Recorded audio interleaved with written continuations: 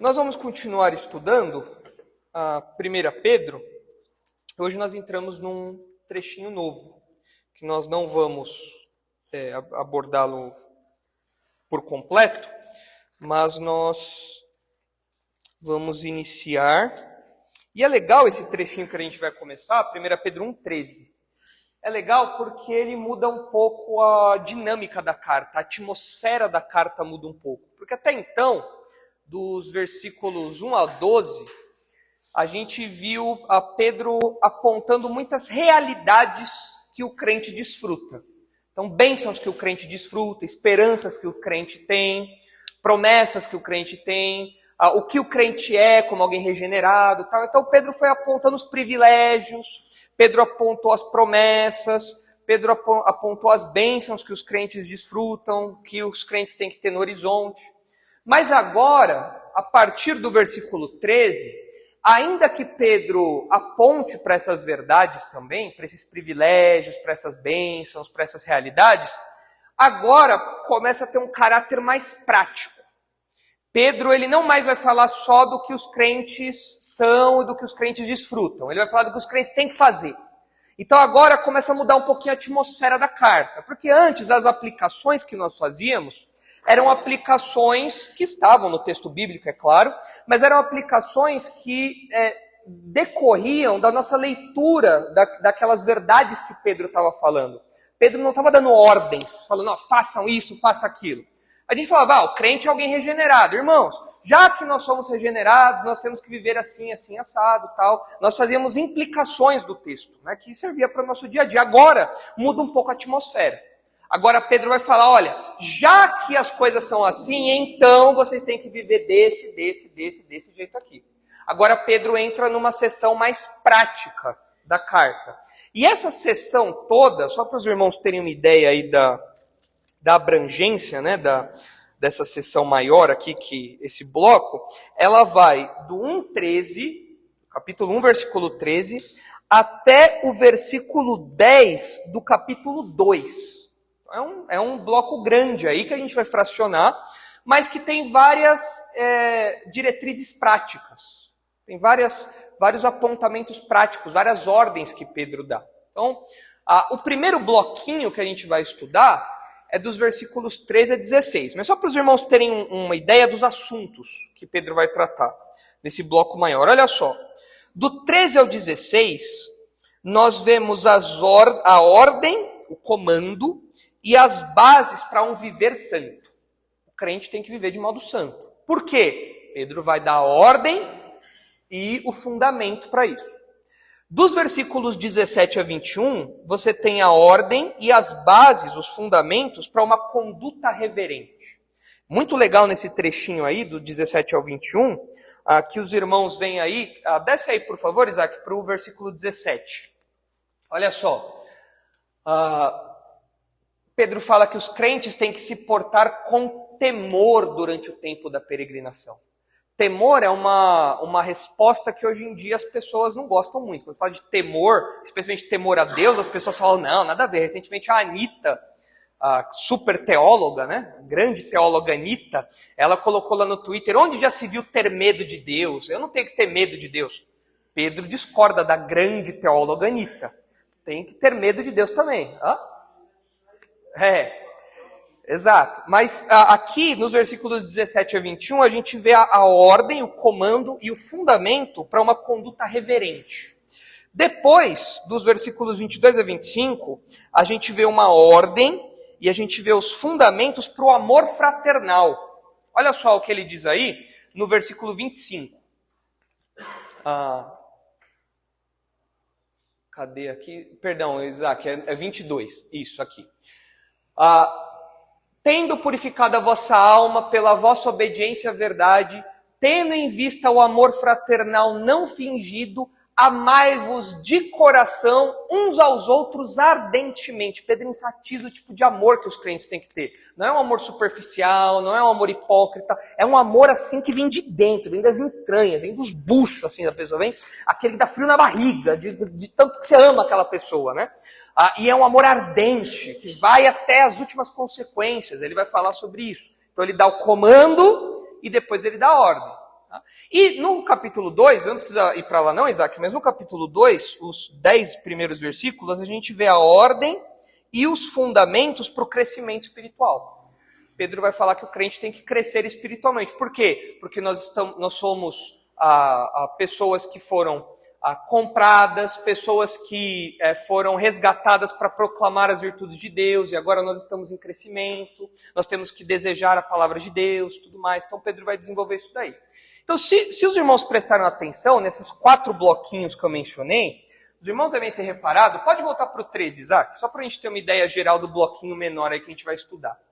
Todos esses bloquinhos têm uma estrutura em comum, inclusive o que a gente vai começar a estudar hoje. Qual que é a estrutura em comum?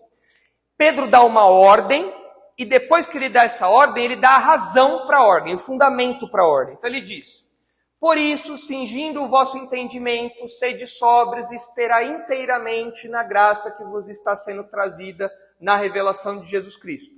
Como filhos amados, não vos amoldeis as paixões que tinhas anteriormente na vossa ignorância. Pelo contrário, segundo é santo aquele que vos chamou, tornai-vos santos também vós mesmos em todo o vosso procedimento. Isso aqui é a ordem, é o comando. O crente tem que zelar por uma vida de santidade. Agora, qual que é o fundamento?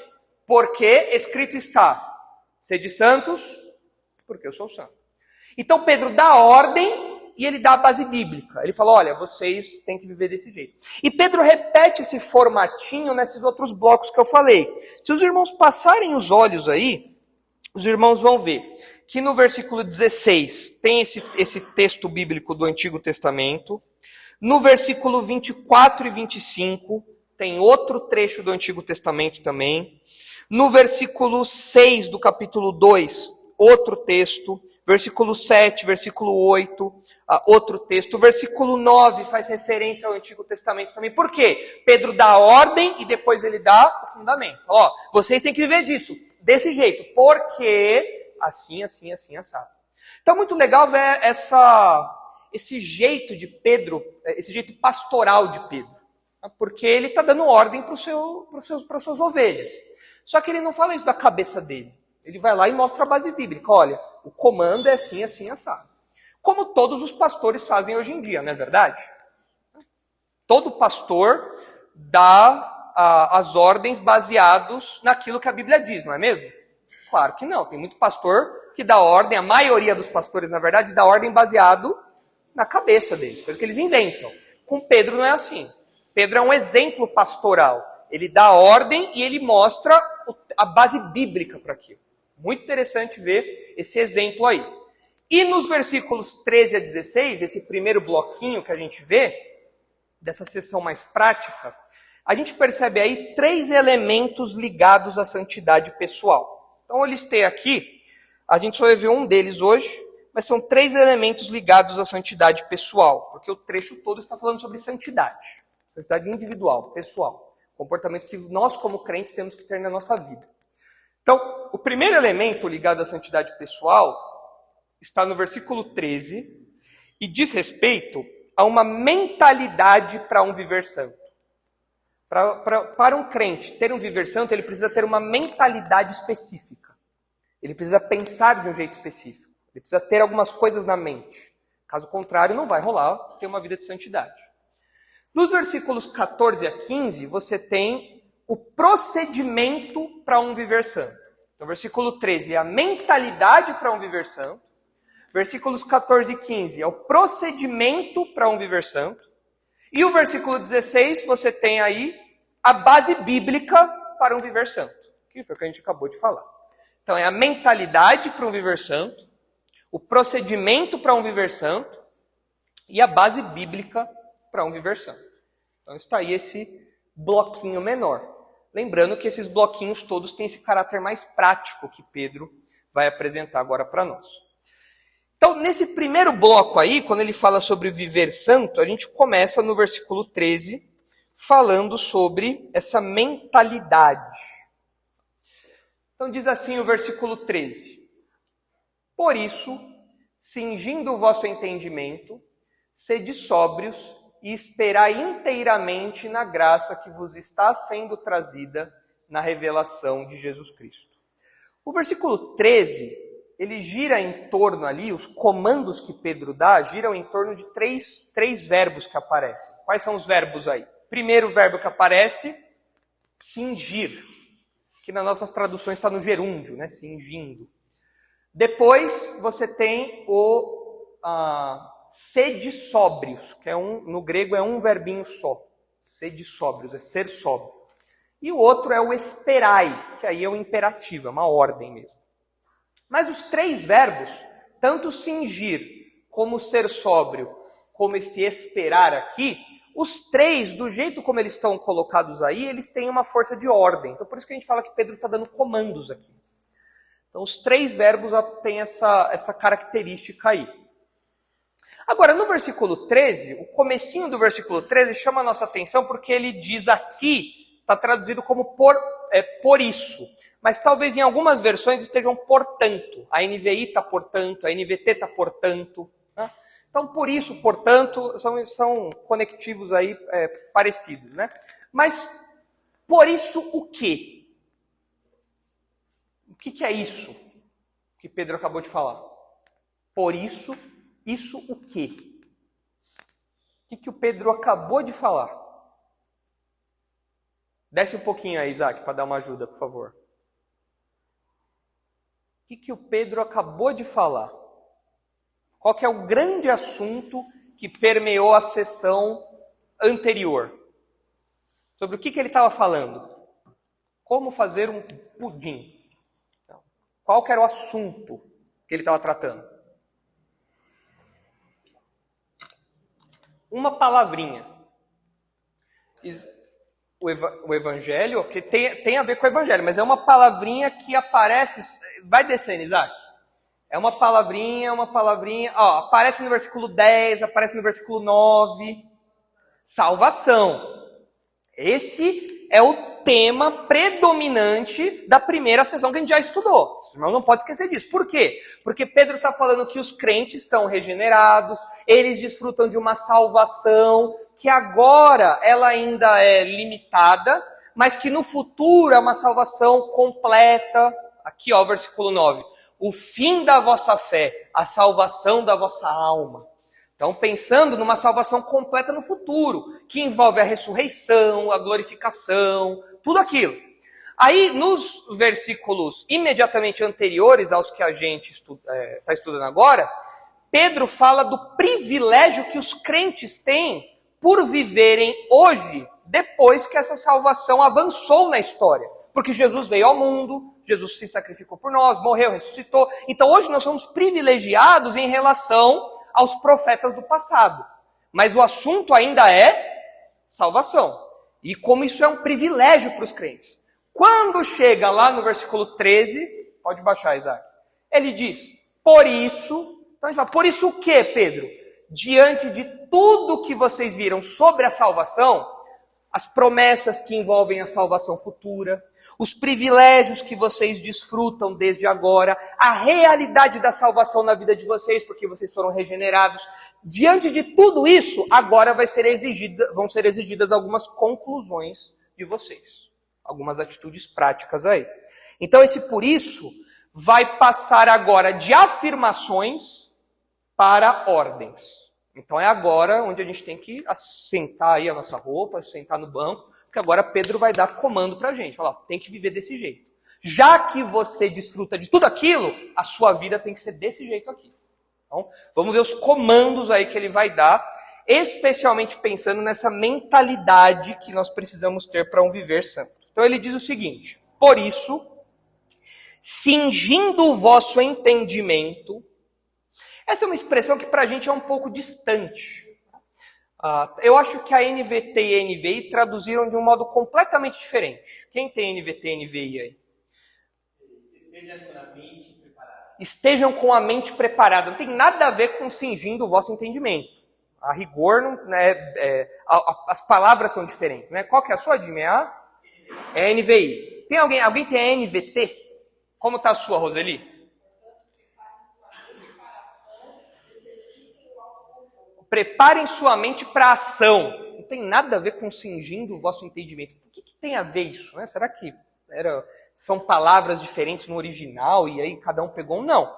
A expressão no original é a mesma. Literalmente, o que aparece no grego é cingir os lombos do entendimento. Nossa, ajudou muito agora, né? Cingindo o vosso entendimento, literalmente é cingindo os lombos do vosso entendimento. Você fala, nossa, mas o que isso quer dizer, né? Você tem que lembrar, aqui naqueles dias a galera usava vestidão.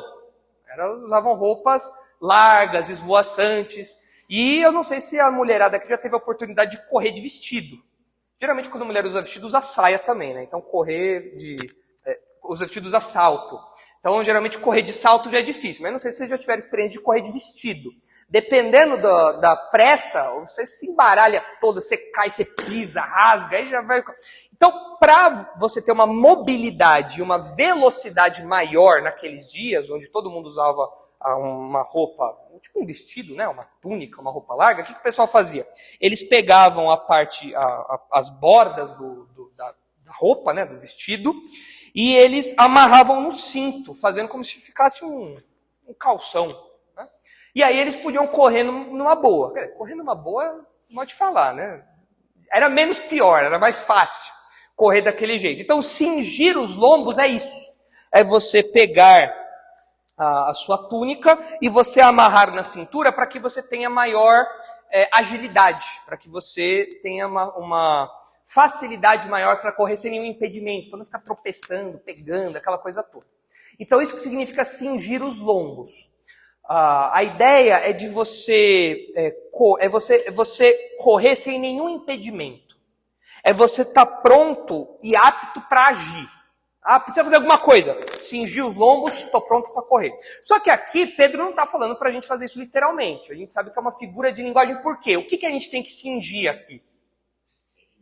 O entendimento. Você não vai pegar a túnica da sua cabeça e amarrar lá, né? Então Pedro está usando uma figura de linguagem para falar que os crentes têm que cultivar uma mente apta para viver, seja do pensamento, seja nas ações práticas, o crente tem que cultivar uma mente apta para viver de acordo com aquilo que eles foram ensinados. Por isso que a NVT... Como que está a NVT mesmo, Roseli? O comecinho? Lê para a gente, por favor.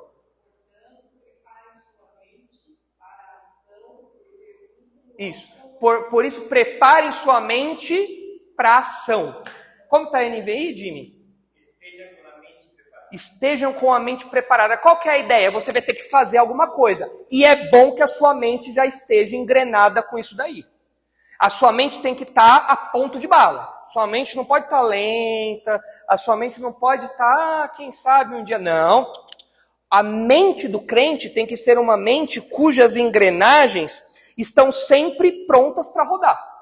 A gente poderia, talvez, pensar numa linguagem industrial, né, fazendo aí um paralelo com uma imagem um pouco mais bruta, mecânica. A gente poderia pensar assim, as engrenagens mentais do crente, sempre que uma verdade bíblica chega, a engrenagem tem que estar rodando. Sempre, a engrenagem tem que rodar. Chegou uma verdade bíblica. Não sei se isso tem alguma implicação para a minha vida, não sei se isso tem algum desdobramento prático. Não, o crente não é assim. Chega uma verdade, o crente é impactado com uma verdade, na hora a engrenagem já vira para que as mãos, os pés, tudo do crente viva de acordo com aquilo que ele obteve, com aquilo que ele recebeu. Então, o que Pedro está falando aqui é que o crente tem que estar sempre em atividade, mas não só uma atividade mental. A ideia aqui não é que você tem que estar sempre pensando, não é só uma atividade intelectual.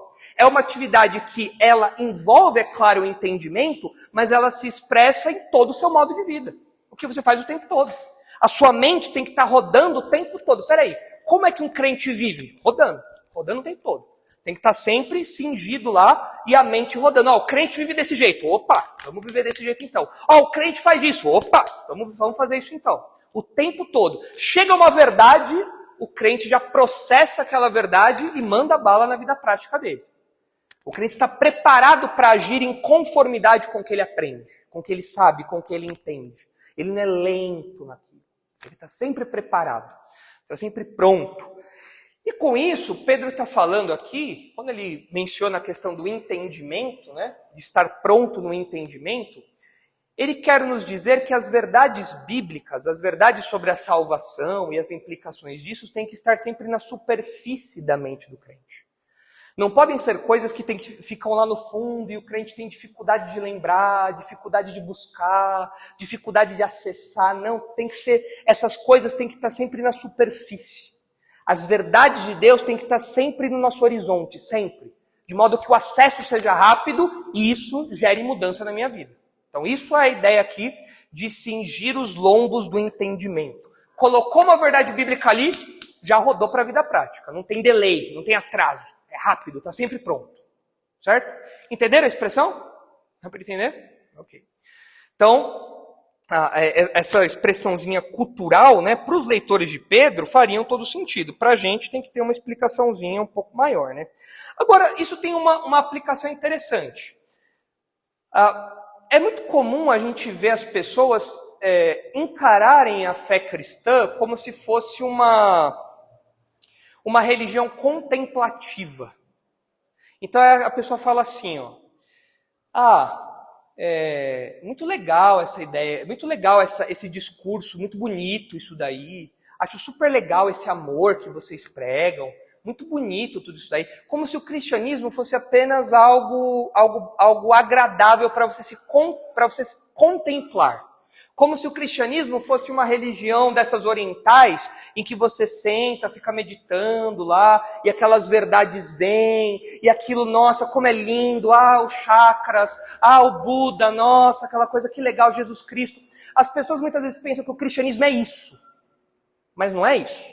O cristianismo não é contemplativo. O cristianismo é muito prático. E é tão prático que até a sua mente tem que estar pronta para trabalhar, o tempo todo, sem parar. Você tem que estar sempre amarrado e trabalhando o tempo todo, processando tudo, para viver de acordo com aquele padrão estabelecido por Deus. Então, como que isso se traduz de modo prático para a gente? Quando a gente ouve um sermão, como que eu posso cingir os lombos do entendimento enquanto eu estou ouvindo um sermão? Como que eu posso fazer isso? Estou ouvindo um sermão, vocês estão aqui. Como que você pode cingir os lombos do entendimento ouvindo um sermão, um estudo? Como que eu faço isso agora?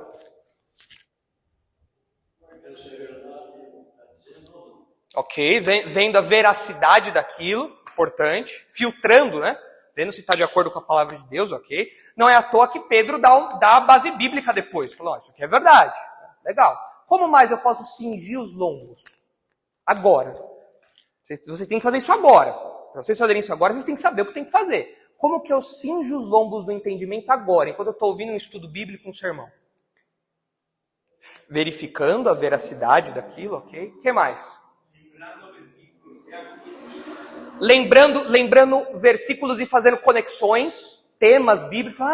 Isso me lembrou tal coisa, ok? O que mais? Lembrem que a gente está falando que tem um aspecto prático. Aqui, cingir os lombos do entendimento não é só uma tarefa mental. É uma tarefa mental que se expressa de modo mais concreto na nossa vida. Como que eu posso cingir os lombos enquanto eu ouço um sermão? Eu avalio a minha vida e vejo o que eu posso mudar nela. Peraí, o que o pastor falou, eu tenho que mudar. Não mentir, acabei de mentir.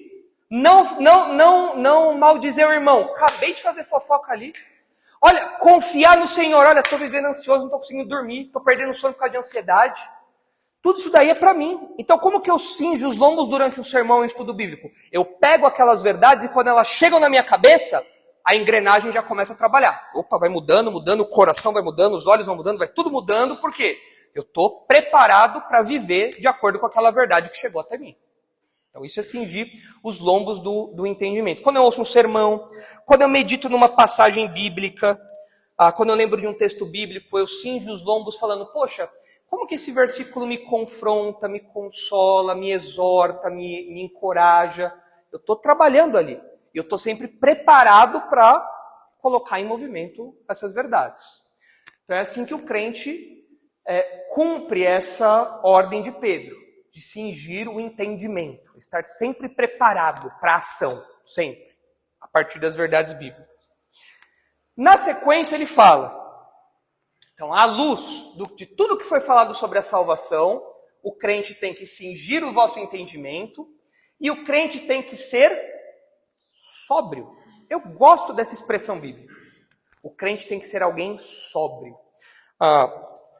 Literalmente, quando a gente lê essa palavrinha sóbrio, a gente pensa que o crente não deve ser como um certo presidente da República aí, né, que gosta de uma água que passarinho não bebe, né? Sobriedade, especialmente na nossa cultura de bêbados, sobriedade está muito relacionado à bebedice, né? A ideia de você não estar bêbado. E de fato, sobriedade, literalmente, é isso. É você não estar sob o efeito de nenhuma bebida, de nenhuma droga, de nada que entorpeça os seus sentidos, que te deixe com torpor, né? Que te deixe perdido. Agora, aqui, Pedro não está falando de modo literal. É claro que o crente não deve viver bêbado, isso é evidente.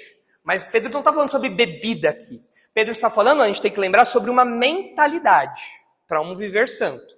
E essa mentalidade para um viver santo envolve sobriedade. Então, o que Pedro quer dizer? Como que é ter uma mente sóbria nesse sentido? Essa expressão, eu coloquei aqui alguns sinônimos que nos ajudam a entender. Olha só.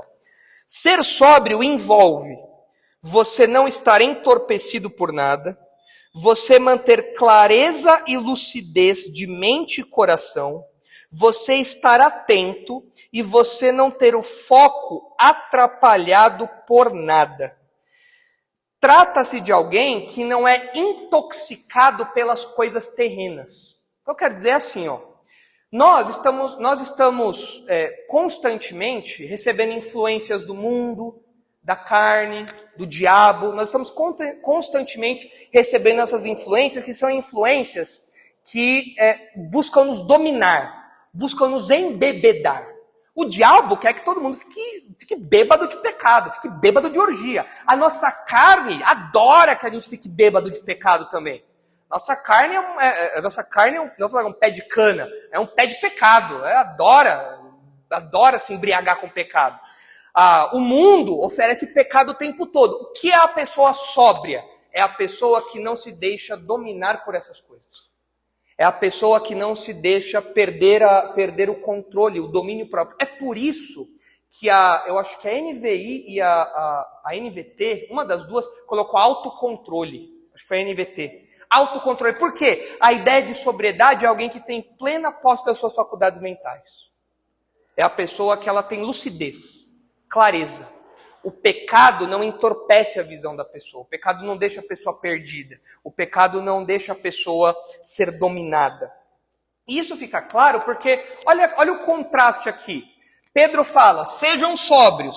No versículo 14, o que parece para vocês que é o contrário de ser sóbrio? Qual palavrinha no versículo 14 parece indicar algum tipo de oposição à sobriedade? Olha aí o versículo 14. Paixões. E a paixão? É só você lembrar do adolescente que não se segura. Eu amo aquela menina, eu amo aquele rapaz, nossa, faz tudo, tal. É a pessoa que tem um desejo intenso, aqui nesse caso, por aquilo que é errado. É a paixão por aquilo que é reprovável, por aquilo que é detestável. É a pessoa que se guia por tudo aquilo que é errado e vive imersa nesse mundo de sujeira, nesse mundo de pecado. É a pessoa que está o tempo todo grogue. É a pessoa que está o tempo todo lesa por conta dessa influência. No final de semana agora, a Isabela estava muito ansiosa por causa do casamento da Helena. E ela estava tão ansiosa que ela não estava conseguindo dormir. Casamento da irmã e tal. Eu dormi feito uma pedra, mas mentira, eu estava ansioso também. Mas ela estava muito ansiosa. Aí deu 4 da manhã, ela falou, não, eu preciso dormir. E foi tomar um Dramin. Dramin é um remédio muito bom para enjoo, porque o princípio é, você não pode estar enjoado se você estiver em coma. Né? Porque o Dramin deixa você em coma. É isso que o Dramin faz, né? Te deixa zureta. E ela tomou o Dramin 4 da manhã, só que a gente tinha que acordar às 8. Então, toda manhã, a Isabela estava assim, aérea. Onde é que eu tô? Quê? Procovô, do que eu vim, né? Aqui, eu falei, Isabela, você não podia ter tomado, meu amor, Dramin às 4 da manhã para dormir. Agora vai ficar grog, né? Não sei quanto tempo demora, Jimmy, mas é mais do que 4 horas, né? Então, né? Falei, 6 a 8, meu Deus, né? A hora do almoço ela ia estar grog. Falei, não, né? Aí ela tomou um café lá, deu uma quebrada lá e conseguiu ficar minimamente em si lá, né? Mas ela tava meio grog. Qual que é a ideia? A pessoa aqui, a pessoa sóbria, é a pessoa que não toma o Dramin do pecado. É a pessoa que não se envolve com esse Dramin que deixa ela entorpecida por aquilo que é errado. A pessoa não se guia por essas coisas. Pedro vai falar sobre essas paixões aqui, da incredulidade. Ele não precisa abrir, Isaac, mas ele vai falar isso de novo no capítulo 2, no versículo 11, no capítulo 4, no versículo 2. Tudo isso daí ele vai falar de novo. Ou seja, o crente é alguém sóbrio por quê? Porque ele não se deixa dominar pelo pecado. O pecado não faz com que o crente perca o foco. O crente não se deixa não deixa que o pecado leve o foco dele embora. Olha só exortações semelhantes que o Pedro faz nessa mesma carta. Abre aí, por favor, Isaac, no capítulo 4, no versículo 7. 1 Pedro 4, 7. Olha só. Pedro usa aqui 2 palavrinhas que são sinônimas nesse contexto. Olha só, 1 Pedro 4, 7. Ora, o fim de todas as coisas está próximo. O que quer dizer isso daqui? O fim de todas as coisas está próximo. Significa que Jesus está voltando. Ele está voltando para botar ordem na casa. Sede, portanto, criteriosos e sóbrios, a bem das vossas orações. Como que está a NVT, Roseli? Sensatos e disciplinados. Como é que está a NVI, Jimmy?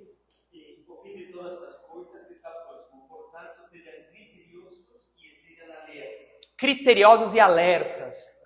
Então, sensatos, disciplinados, criteriosos, alertas, sóbrios, são todas palavras de um mesmo campo, né, de um mesmo ambiente ali, que falam que o crente tem que ser alguém moderado, com discernimento, que não se deixa guiar por essas paixões intensas. Assim. O crente não é assim. O crente é alguém que tem sempre o pé no chão. O crente é alguém que tem sempre moderação na sua mente. Ele não se deixa perturbar pelas circunstâncias adversas. Né? E é muito interessante que Pedro fala aqui, né? Vocês têm que ser criteriosos e sóbrios a bem das vossas orações. O que tem a ver oração com isso? É interessante, você lembra que a oração ela tem uma íntima relação com o nosso foco. Especialmente quando nós estamos sob pressão. Quando Jesus estava no Getsemane, à beira ali do seu sofrimento, o que Jesus fez? Cantou louvorzão, pegou lá as músicas worship, começou a cantar lá, repetir, essa é a sua casa, nós deixamos ela para você, toda aquela... Não, claro que não. O que Jesus fez? Orou. Jesus foi orar no Getsemane. Por quê? Porque a oração é uma ferramenta muito importante para manter o nosso foco. Para que nós mantenhamos a nossa cabeça no lugar quando nós estamos sob pressão. Tá? Olha só o que diz aí, 2 Timóteo 4,5. Olha só que interessante o que Paulo fala sobre essa sobriedade nesse contexto de dificuldade também. Que era um contexto semelhante ao dos leitores de Pedro. 2 Timóteo 4,5. Abre aí, por favor, Isaac.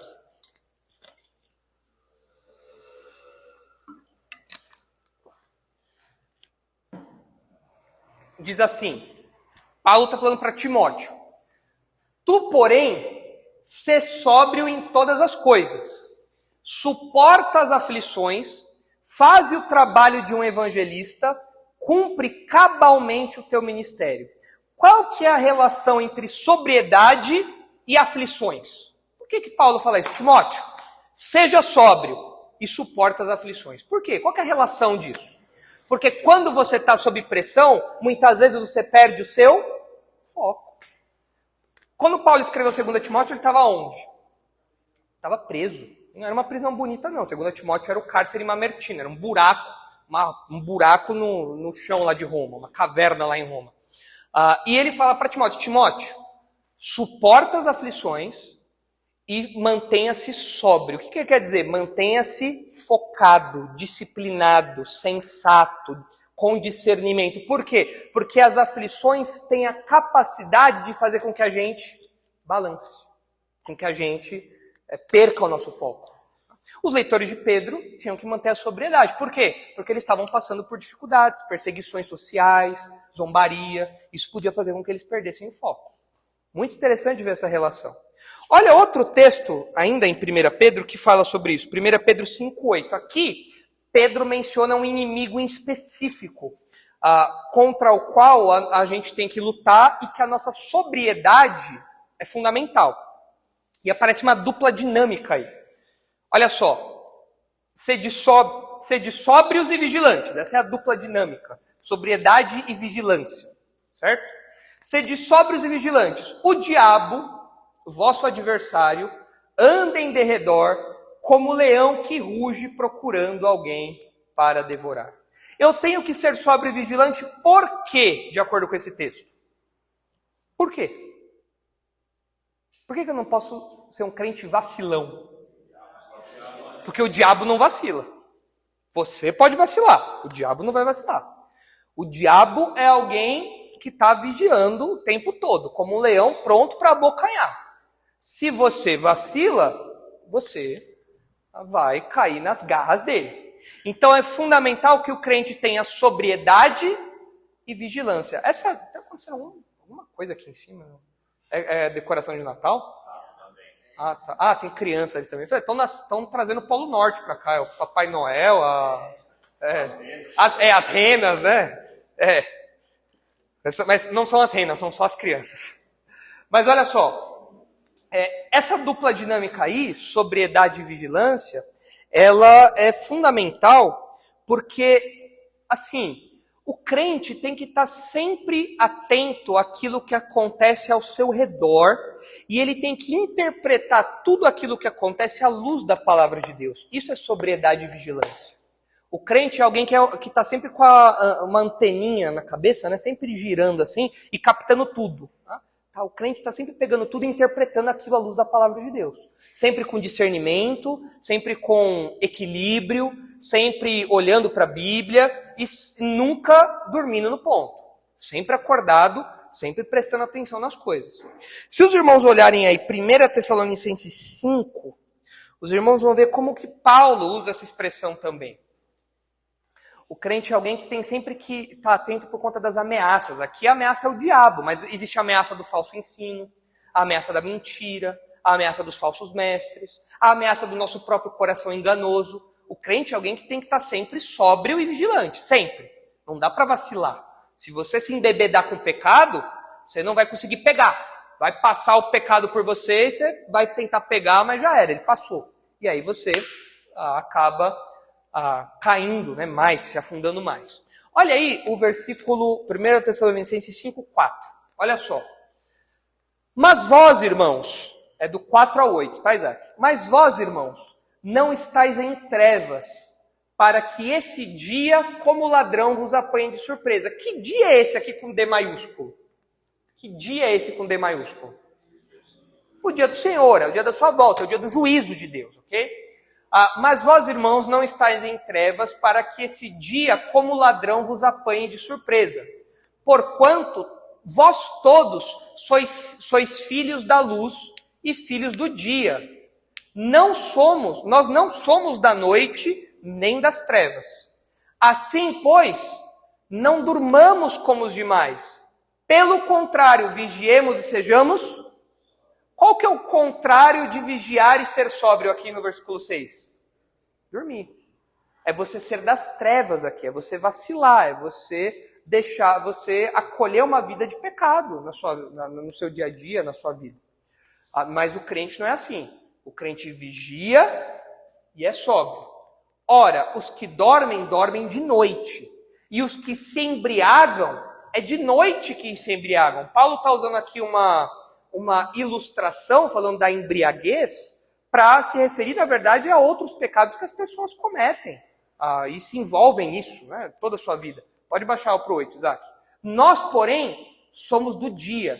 Sejamos Sóbrios. Quem vai, fora os botecos de São Paulo, né? Quem que fica bêbado ao meio-dia? Não dá. De dia você tem que trabalhar. De dia você tem que atuar. De dia você tem que ter a sua cabeça funcionando a pleno vapor. Então Paulo está falando, nós não somos da noite, onde a turma se embriaga, se embebeda. Nós somos do dia e por isso nós temos que ser sóbrios, revestindo-nos da couraça da fé e do amor e tomando como capacete a esperança da salvação. Então é muito interessante ver que, tanto para Pedro como para Paulo, essa duplinha, vigilância e sobriedade, elas andam juntas. O crente é alguém que está sempre ligado, sempre esperto. Ouviu alguma coisa? Opa, deixa eu ver isso. Ah, tá, ok. Opa, não, aquilo ali não. Aquilo ali não. Tem que ter uma disposição mental pronta o tempo todo, constantemente, para que a gente tenha uma vida de santidade, para que a gente tenha essa realidade. Agora, olha só, pensando nas ameaças à nossa sobriedade, o que os irmãos veem que pode entorpecer a mente de um crente? O que pode atrapalhar o nosso foco? A gente já viu aqui as dificuldades, que pode fazer com que a gente perca um pouco o nosso foco, né? Mas o que pode fazer com que a gente se entorpeça, com que a gente tenha nossos sentidos entorpecidos e a gente acabe vacilando espiritualmente, a gente acabe não tendo uma vida de santidade? O que pode nos levar a uma embriaguez espiritual? O quê? Internet. Como internet, Brenner?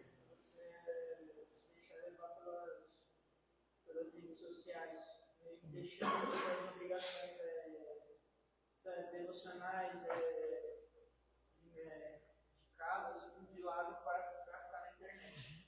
Então, o que você está falando é que o entretenimento pode fazer com que a gente perca o nosso foco. Tem alguma coisa errada em se divertir? Não. Deus criou o mundo, inclusive, com diversão. Nós podemos divertir, mas pode ser que eu me embriague de tanto Netflix. Pode ser que eu me embriague de tanto Facebook. Pode ser que eu me embriague de tanto TikTok ou qualquer coisa que seja aí. Pode ser que eu me embriague disso tudo e acabe perdendo foco.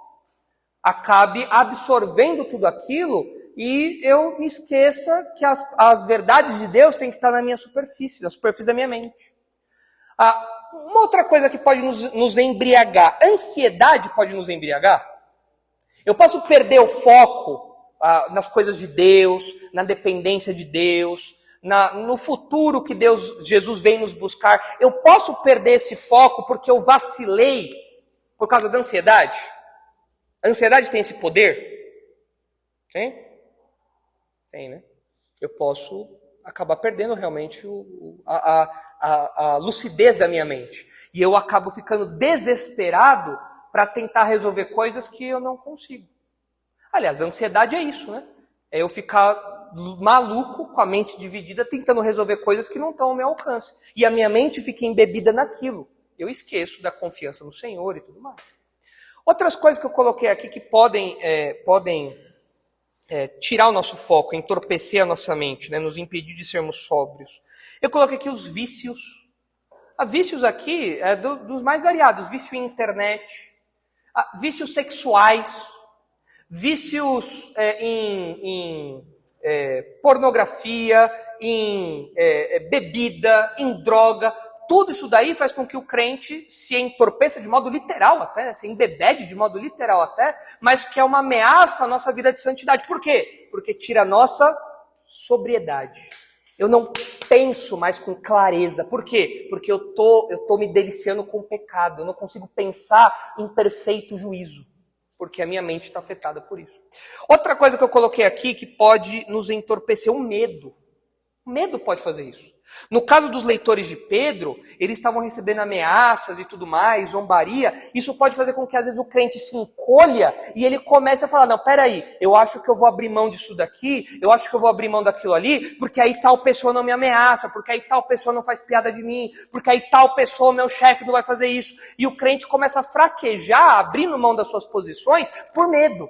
E assim ele deixa de ser sóbrio. Por quê? Porque o medo domina a mente dele. Eu pensei até num exemplo bem prático, bem recente, quer dizer, tudo isso é prático, um exemplo bem recente. Foi dessa semana aí. as ideologias podem fazer com que o crente perca o foco e perca a sobriedade. Os irmãos viram aquele pastor, eu não sei se é pastor, era um cantor, não sei o que ele é agora, aquele Kleber Lucas? Ele estava criticando aquele hino Alvo Mais Que a Neve, porque ele falou que é um hino racista. Já é. Porque o hino diz Alvo Mais Que a Neve se tudo a te confessarmos e seguirmos na tua luz, tu não somente perdoas, purificas, tal. Em determinado momento, que é o refrão, né? Fala que Jesus nos lava de todo pecado e nos deixa alvos mais que a neve. Aí, qual que é a crítica? Isso é racismo. Por quê? Por que tem que ser alvo mais que a neve? Por quê? Isso é uma cultura eurocentrada, dos brancos. Por que não pode ser alguma coisa, sei lá, dos negros, né? Porque o seu sangue nos deixa preto como carvão, né? Por que não pode ser alguma coisa assim, né? Por que não? Por que não? Porque é uma cultura do embranquecimento. Isso daí. Ele falou que era uma letra de dominação. Letra de dominação, né? E aí vem um monte de crente e fala, nossa, é verdade, olha só, nossos hinos, tudo racista. Onde já se viu isso? Alvo mais que a neve, negativo, mais preto que o carvão tem que ser. É isso aí. Não. Por quê? Porque a pessoa perdeu a sobriedade. Grande bobeira isso. Grande bobeira é a linguagem bíblica. É a linguagem de alguém que está sujo, vermelho. Alguém que está perdido em seu pecado e é lavado, fica limpinho, fica puro. Por quê? Porque coisas limpas, elas ficam brancas. A cadeira branca, quando está limpa, ela fica branca. A cadeira suja, ela fica escura. É a linguagem de limpeza, de purificação. Não é racismo isso daí, nada a ver. Besteira uma coisa dessa. Mas o quê? A ideologia fez a pessoa perder a sobriedade. E aí perde o foco. Então vejam que realmente... Quando o cara fala isso, eu perco a sobriedade também. Graças a Deus, André, graças a Deus que nos debates que eu pastor Isaac, a gente vai, graças a Deus que eu e o pastor Isaac, a gente não é do seu tamanho, senão a gente perder a sobriedade ia ser um problema. Eu ia perder a sobriedade e algumas pessoas iam perder os dentes, né? Mas faz a gente perder a estribeira. Umas besteiras dessas, umas coisas absurdas. Então, ridículo. Mas o quê? O que o crente tem que buscar? Uma mente sóbria. Ali, moldada, formatada pela palavra de Deus e que não perde o foco.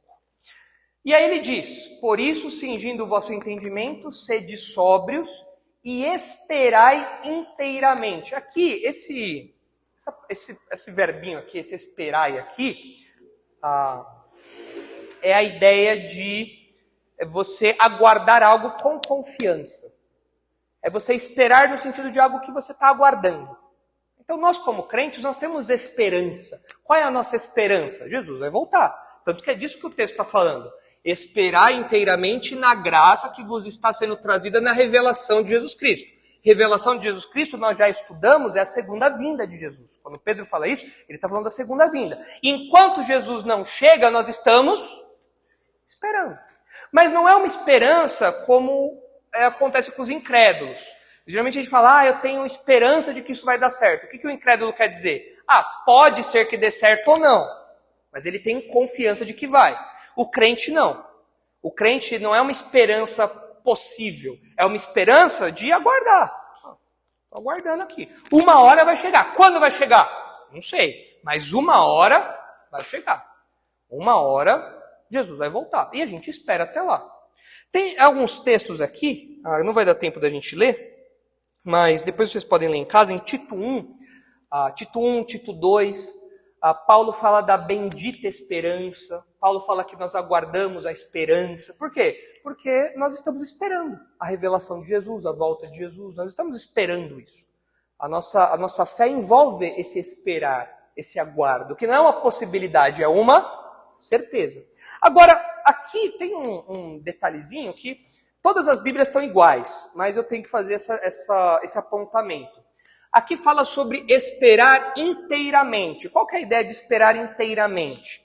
É a ideia de você esperar de modo perfeito, de você esperar de modo completo, completamente. O que isso quer dizer? parece que a ideia é você esperar sem nenhum tipo de reservas. É você ter esperança sem nenhum tipo de reserva. É você ter esperança de modo pleno. É você estar confiante, firme, sem qualquer dúvida. O crente tem que ter essa esperança. O crente não espera Jesus voltar e fala, não, eu vou esperar Jesus voltar, mas eu vou também fazer uma fezinha para Buda, porque vai que... Não, o crente não é assim. O crente espera confiante. Não, Jesus vai voltar. Quando a gente fala na ceia, vem Senhor Jesus, é uma expressão de fé e confiança, inteiramente. Ele vai vir. Eu tenho plena confiança disso. Eu morro por isso. É a esperança que Jesus vai voltar. Eu dou a minha vida sem pensar duas vezes por essa minha fé, essa minha esperança. Então, o inteiramente pode estar enfatizando essa espera integral, essa espera completa, essa espera que não pode ser parcial, ela tem que ser absoluta. Ela tem que ser uma espera que envolve todo o nosso ser, sem reservas. Mas, no grego, esse inteiramente, ele está aqui. Ele está entre sóbrio e esperar. Então, os comentaristas falam assim, olha, como essa palavra está no meio, ela pode servir tanto para um como para outro. Aí a gente tem que escolher. Não dá para saber exatamente o que Pedro intentou. A posição mais aceita é que o inteiramente diz respeito a esperar, como eu acabei de explicar para vocês aqui. Todas as traduções trazem isso. Mas pode ser, o grego permite isso, que Pedro esteja falando, sejam completamente sóbrios. E qual seria a ideia disso? Mudou alguma coisa? Não, o sentido é o mesmo. Mas qual é a ideia? ênfase. Você tem que ser sóbrio em absolutamente tudo, o tempo todo. Uma sobriedade completa. Então, quer esteja falando da sobriedade ou do aguardo, a gente só mudou a questão da ênfase, mas a verdade continua sendo a mesma. Duplica ali e resolve, né, André? Já é. Mas as duas são possíveis e as nossas traduções optaram por essa, que dá essa ideia de uma espera integral, de uma espera que é confiante, uma espera que é completa. E nós confiamos em quê? Esperamos o quê? A graça que está sendo trazida na revelação de Jesus Cristo. Graça ali é um sinônimo de salvação. Porque vocês devem lembrar que todos os versículos anteriores, Pedro falou de salvação. Então essa graça que está sendo trazida é a graça como sinônimo de salvação. A salvação que será revelada quando Jesus aparecer. É aquela salvação no sentido mais completo, que envolve a nossa ressurreição, nossa glorificação, tudo aquilo. Agora, o fato de Pedro falar sobre graça é interessante, porque nós somos salvos pela graça de Deus, é um presente. Então, quando a gente pensa em salvação no nosso contexto aqui imediato, a gente sabe que quem nos perdoou os pecados, quem nos justificou, foi Deus por sua graça. Mas e a salvação futura? É um presente para nós também? Claro que é. Essa salvação que vai ser revelada, Pedro chama de graça, por quê? Porque é um presente. É um presente que vai ser dado a nós lá no futuro. Nós já desfrutamos de um presente agora, de uma salvação presente, mas no futuro tem outros aspectos desse presente que nós vamos receber ainda. Então Pedro usa esse sinônimo para falar de salvação, ele fala de graça. E quando ele fala ali que essa graça está sendo trazida, dá para vocês conseguem perceber uma ideia de uma coisa que está a caminho? Está vindo. Há uma iminência, ou seja, uma coisa que está chegando, está avançando. Quando vai chegar? Não sei, mas eu sei que está vindo. Eu sei que está mais perto hoje do que estava ontem. E eu sei que amanhã vai estar mais perto do que hoje. Eu sei que daqui a 30 anos, Deus queira que já tenha chegado daqui a 30 anos isso aí, né? Mas eu sei que daqui a 30 anos vai estar mais perto ainda. Né, Márcio? Daqui a 30 anos você vai estar com quantos anos, Márcio? Daqui a 30 anos, com quantos anos você vai estar? 100 anos? É bom Jesus voltar antes, então, né? É bom essa graça chegar antes, né? Já está a caminho, já está vindo já, né? Já está vindo. Daqui 30 anos eu vou estar com 58. Eu vou estar com o pé na cova, eu estou na casca de banana já. Mas a julgar pela situação. Mas qual que é a ideia? Essa graça, ela está vindo. A qualquer momento ela vai chegar. A qualquer momento Jesus volta, então nós seremos presenteados com essa salvação completa. Então o que Pedro está falando para a gente? Olha, vocês que são crentes, vocês têm que manter essas verdades na mente de vocês. Porque vocês vão passar por dificuldade, vocês vão passar por provação, vocês vão passar por apertos, por zombarias, por ataques.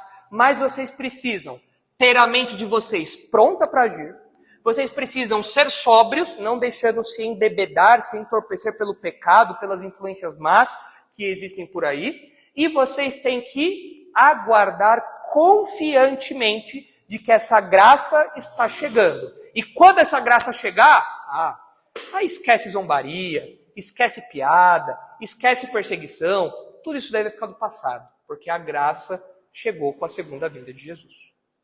Agora, para a gente, isso é um consolo, né? Agora, para o incrédulo, o fato disso estar avançando e a qualquer momento vai irromper na história, para o incrédulo, isso é bom ou ruim? Horrível, né? Horrível. A gente não vai ler aqui, mas o texto de Mateus 24, quando Jesus fala do sermão escatológico lá, ele diz que assim como foi nos dias de Noé, assim também será, né? Porque as pessoas elas ignoram, né? Ignoraram nos dias de Noé os avisos de Noé e sempre ignoram os alertas dos filhos de Deus hoje também. Então os incrédulos não ligam para isso. Mas Jesus falou, mas esse dia vai vir. E quando ele vier como ladrão, aí já era. Aí a linguagem que Jesus usa lá é que um será tirado e o outro deixado. Aí todo mundo fala, é o arrebatamento. Não tem nada a ver com arrebatamento ali. Ali é ser tirado para juízo.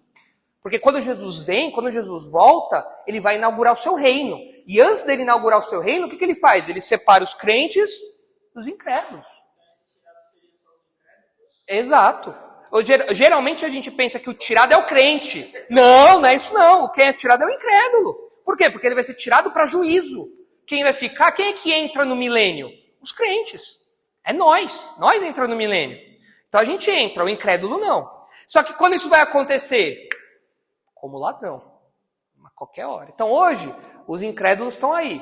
Bebendo, farriando, se afundando no pecado. A gente fala, olha, Jesus está voltando. Olha, essa graça está sendo trazida. Você tem que se arrepender do seu pecado. Você tem que crer em Jesus como seu Salvador. Você tem que ser salvo. O que o incrédulo faz?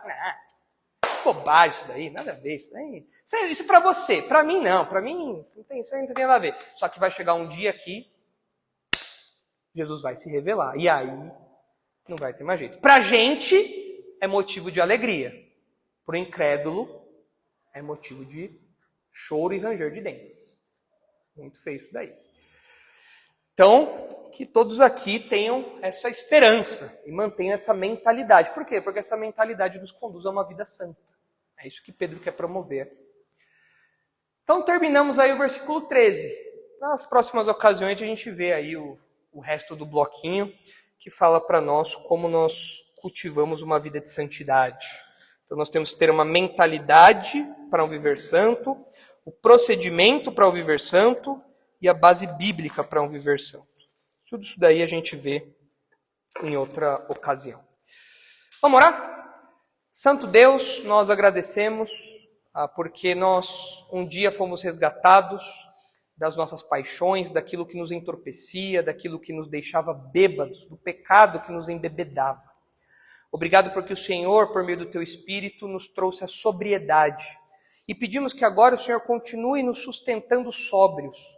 Nos ajude, por favor, a sermos pessoas sempre prontas para agir, de acordo com a Tua palavra, colocando em movimento aquilo que a Sua palavra ordena. E ajuda-nos, por favor, a esperar com confiança cada vez maior no Seu retorno. Que a nossa vida seja orientada, guiada por isso. E que essa mentalidade toda, esse conjunto de pensamentos, esse modo de pensar, nos conduza a uma vida de santidade, como Pedro quer fazer com seus leitores. Nós pedimos que o Senhor abençoe o resto da nossa semana e nos leve agora em segurança para casa. Em nome de Jesus, amém.